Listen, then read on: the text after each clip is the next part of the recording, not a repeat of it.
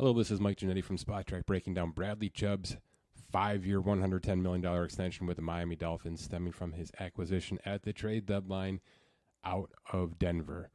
It's a true 5-year extension, but it's got some fluff. Let's start there. 33.4 fully guaranteed at signing. That's about what we expected, right? It's 2 straight years. It's the rest of this year. It's all of next year. That gets you to the 33.5, toss in a workout bonus for a little bit extra through the next year and a half. He will get this third-year salary, though, because as you see here, the 2024 salary will fully guarantee next March, so in a few months here. It's already injury guaranteed. Not that we have to worry about that because we're 2 years out here. So for all intents and purposes, everything here, 2.5 years worth, $54 million worth, locked and loaded for Bradley Chubb and the Miami Dolphins. Then it gets interesting. There's 2 ways we can go here. Either it's a disaster and they cut bait right there and it's very, very minimal dead cap. Or they love what they see for the rest of this season. They restructure him in 2023 and at least tack on 1 more year of stability here per this guarantee structure. It may take getting to that number before the restructure happens. However, Tyreek Hill needs a restructure. Tua may need a contract next year. If they wait until 2024, then you can align this restructure with bringing Tua's contract into the fold. But this is a team right now that's -5 of cap space heading into 2023 based on our projections. So this contract specifically put them over the edge, right? And if they want to keep this band together, and I think for the most part they do. They like what they've done from free agency, obviously through the draft for a few seasons, and now with this acquisition as sort of the icing on the cake.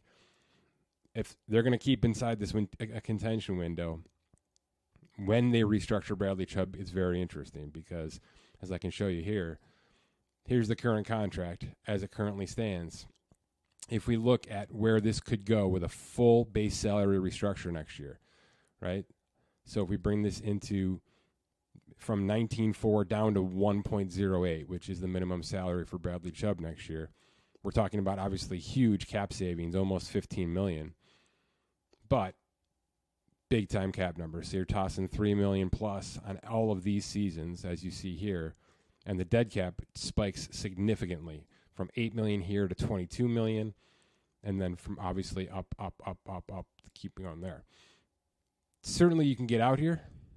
You know, there's no 2025 early salary guarantee. There's a $10 million injury guarantee on that base salary, but no early full guarantees after 2024. So Miami gave themselves plenty of chances to get out of this, and really with minimal dead cap, even with one restructure. Now, if it's working well, they're going to restructure that a little bit and that a little bit, which means all these non-guaranteed years you see down here, they're going to be flexible, right? Because the second you don't have guarantees in the contract, everybody can play ball a little bit as long as everybody's happy.